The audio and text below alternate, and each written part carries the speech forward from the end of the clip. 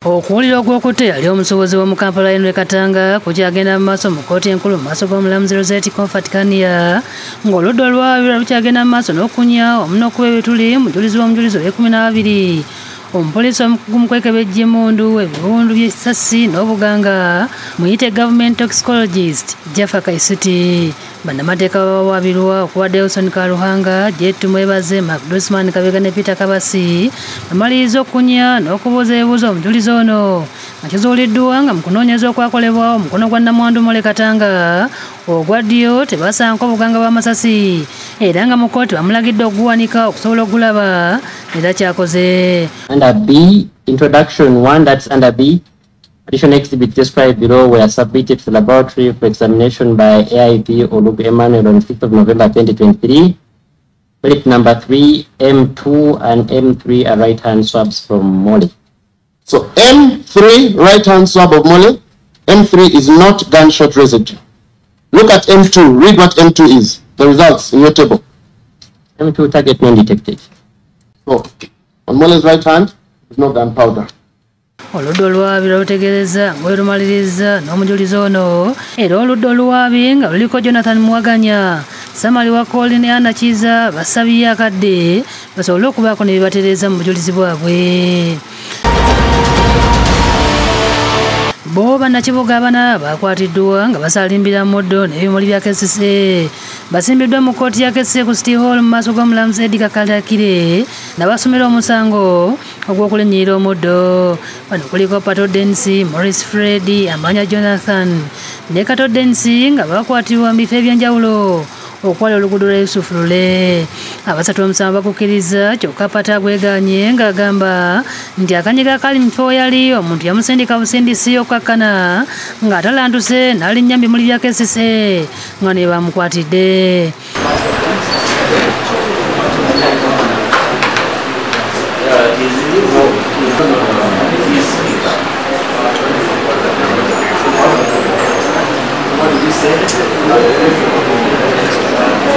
Omulamuzi abalagidde okuwenga si ya mitwalo 15 baba balemereddwa bagendeyo bakeruzira okumala sabbiiti 2.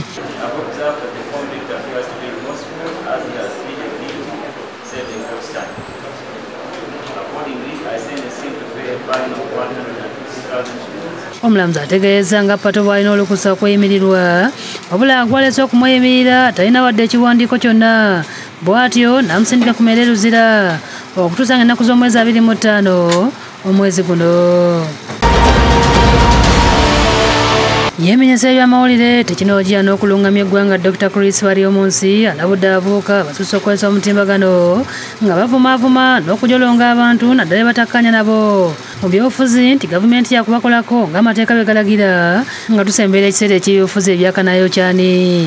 Abavubuka n'abalala nti katukozese emikutu eya communication tugikozese bulungi kati ng'omuvubuka osobola kukozesa social media WhatsApp kunoonya emirimu opportunities ziriwa ate ziwa tewande badongo bikozesa okuleeta obukyayi okuvuma abo ba politics.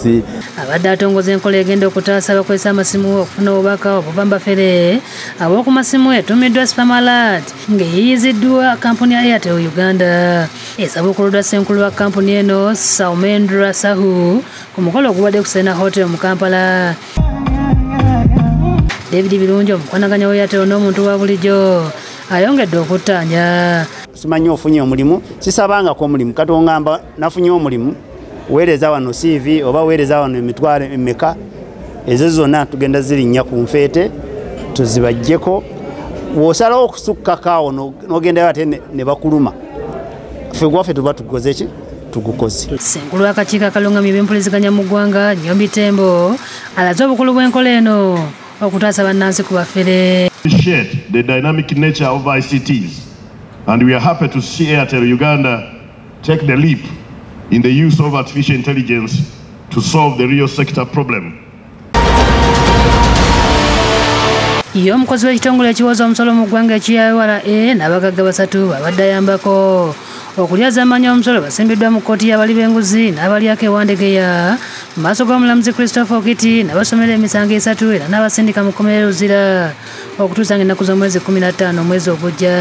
Bano kuliko omugagga Kanakulya Dick, Director wa Lion Shopping and Freight Company Uganda Limited, omutuuze w'ekitende mu Wakiso, Enoch Taibwa wa Consign Lux Hotel, omutuuze w'e Nalia Nakawa mu Kampala, Kabetayo Thomas Ngune mukozi wa URL, omutuuze w'e Namugongo Kira Division mu disitulikiti y'e Wakiso ne Eric Oyonkulu. Emisango gye basomedde kuliko gw'okufiiriza gavumenti ensimbi nga bagezaako okulyaza amaanyi omusolo nga bawaayo ebiwandiiko ebitali bituufu mu ofiisi y'ekitongole ekiwooza omusolo.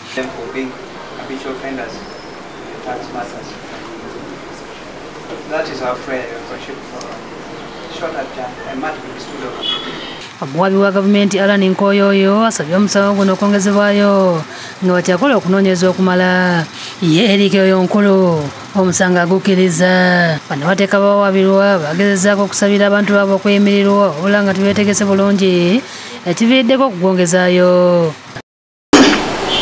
We have not had a chance to appreciate the charge sheet vis-a-vis